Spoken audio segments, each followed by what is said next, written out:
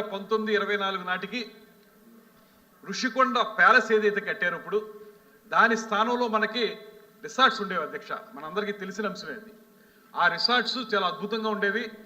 ఆ రోజు నాటికి వారు ఆ ప్యాలెస్ నిర్మించడానికి ప్రారంభించే నాటికి సంవత్సరానికి 7 కోట్ల రూపాయల ఆదాయం వచ్చి రాష్ట్రంలో ఉన్న అన్ని పర్యాటక ప్రాజెక్టుల కంటే ఎక్కువ ఆదాయం వచ్చినటువంటి పరిస్థితి నుంచి ఇవాళ 1 కోటి రూపాయలు మేము కరెంటుకి బకాయిలు పడిపోయే పరిస్థితికి 2019-24లో జరిగినటువంటి దుర్మార్గాలే కారణం అనేటువంటి మాట కూడా తమకు మనం చేస్తున్నాం అధ్యక్ష. ఏదైతే ఇవాళ మనకి నేను ఇందాకే వారికి వివరంగా చెప్పాను, కేంద్ర ప్రభుత్వం నుంచి ఒకే ఒక ప్రాజెక్ట్ తెచ్చుకోగలిగారు, అది కూడా 54 కోట్ల రూపాయలతోటి. ఇవాళ మనం ఈ 15 నెలల కాలంలోనే 441 కోట్ల రూపాయలతోటి 7-8 ప్రాజెక్టులు తెచ్చుకోగలిగాం.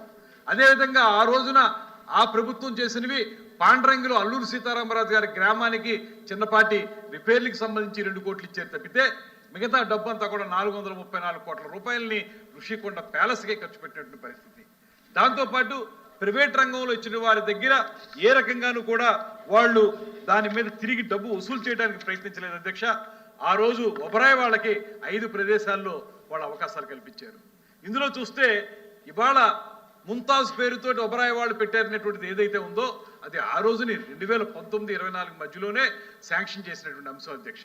అది తిరుపతిలో దాన్ని ఈ ప్రభుత్వం బాధ్యతగా తీసుకుని దాన్ని మార్చాలనేటువంటి ఆలోచనతోటి ఎక్కడైతే ఒక 40 ఎకరాలు 20 ఎకరాల వరకు ఒబరాయ్ వాళ్ళకి ముంతాజ్ హోటల్స్ పేరు మీద ఇచ్చారో దాన్ని ఆ పాదాల చెంతన కాకుండా, వెంకటేశ్వర స్వామి పాదాల చెంతన కాకుండా దాన్ని వేరే చోటకు మార్చి తద్వారా భక్తుల మనోభావాలను కాపాడాలనే ఆలోచన తీసుకున్నటువంటి ప్రభుత్వం అధ్యక్ష ఇది.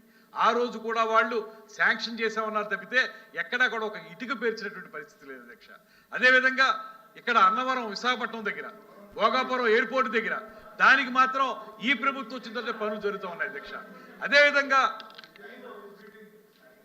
ఏ టైము అధ్యక్ష వారు అడిగిన ప్రశ్నలకే నేను సమాధానం చెప్తా ఉన్నాను. మీరు 2019 నుంచి 24 వరకు జరిగినటువంటి కార్యక్రమాలు ఏ రకంగా ఉన్నాయనేటువంటి మాట అడుగుతున్నారు. దానికి నేను చెప్పేది ఆ రోజు మీరు శాంక్షన్ చేసినవేవి కూడా మీరు ప్రాపర్గా చేయకపోవటం వల్ల వాటిని మేము ప్రారంభించడానికి అవకాశం దొరకలేదు. దాన్ని మార్చి ఏ రకంగా ప్రజలకు ఉపయోగపడతాయనేటువంటి ఆలోచన చేసి ఇవాళ మళ్ళీ కొత్తగా మీరు శాంక్షన్ చేసినవి మేము వచ్చాం కనుక క్యాన్సిల్ చేస్తామనేటువంటి మాట మాత్రం మేము తీసుకోలేదు. వాటిని కంటిన్యూ చేయడానికి వాటిని ఏ రకంగా ముందుకు తీసుకెళ్లాలనేటువంటి ఆలోచనతోటే వాటిలో మార్పులు ఏమన్నా అవసరం అయితే మార్పులు చేసి ఆ ప్రాజెక్టులు ముందుకు తీసుకెళ్ళడానికి ఈ ప్రభుత్వం ప్రయత్నిస్తుందనేటువంటి మాటని తమ ద్వారా తెలియజేస్తూ, ప్రైవేట్ రంగం అంటే ఇక్కడ దయచేసి ప్రైవేట్ రంగానికి పీపీపీకి ఉన్నటువంటి ఆ తేడాన్ని గమనించాల్సిందిగా నేను కోరుతా ఉన్నాను. పబ్లిక్ ప్రైవేట్ పార్ట్నర్షిప్లో ప్రైవేట్ ఉంటుంది, పబ్లిక్ గవర్నమెంట్ ఉంటుంది కనుక దాన్ని దృష్టిలో పెట్టుకుని ఏదైతే మీరే ఆ రోజు ప్రారంభించారో మీరే ప్రారంభించారు, మేము ప్రారంభించింది కాదు. 2019-24లోనే ఓఎండ్ఎం ప్రైవేట్ వాళ్ళకి ఇచ్చారు, మీరు దాన్నే మేము కంటిన్యూ చేస్తున్నాం అనేటువంటి మాటని తమ ద్వారా తెలియజేస్తున్నాను అధ్యక్ష. చైర్మన్ గారు ఒక చిన్న క్లారిఫికేషన్ సార్. ఇందాక సప్లిమెంటరీకి సమాధానంలో మా డిపార్ట్మెంట్కి సంబంధించింది స్వాధీనం చేసుకున్న బియ్యంలో మెట్రిక్ టన్స్ అని పొరపాటున అన్నాను సప్లిమెంటరీ క్వశ్చన్ ఆన్సర్లో. అది మెట్రిక్ టన్స్ కాదు, క్వింటాల్స్ అధ్యక్ష. అది ఒకటి రికార్డ్స్లో కరెక్ట్ చేయమని రిక్వెస్ట్ చేస్తాను. Thank you. మీరు అడుగుతారా దీని మీద? టూరిజం మీద? Tourism sir. సార్ ఇంత అధ్యక్ష ఆపర్చునిటీ చాలా థ్యాంక్స్ అధ్యక్ష, మీకు ధన్యవాదాలు. నేను ఇంటర్వ్యూ అవ్వకూడదు అనుకున్నాను కానీ మాకు సంబంధం లేని అంశం కానీ ప్రశ్న వచ్చి గౌరవ సభ్యులు వేశారు.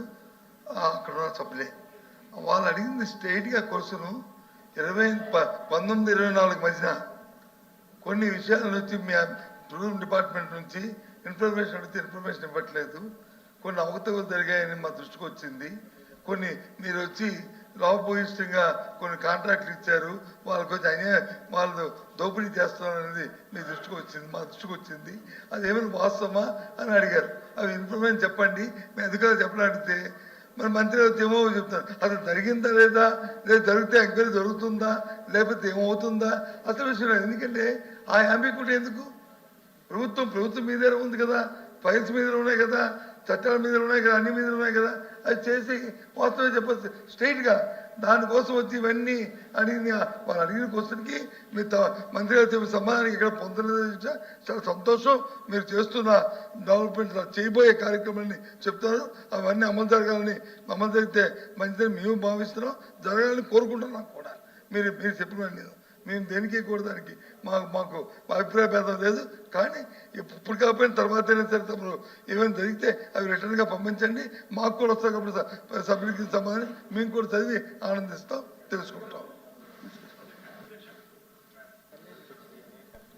సీనియర్ సభ్యులు బొత్స సత్యనారాయణ గారు చెప్పినట్లుగా ఎంక్వైరీ చేస్తామనేటువంటి మాట నేను చెప్పిన దాంట్లో ఉంది అధ్యక్ష. రికార్డులు చూడొచ్చు.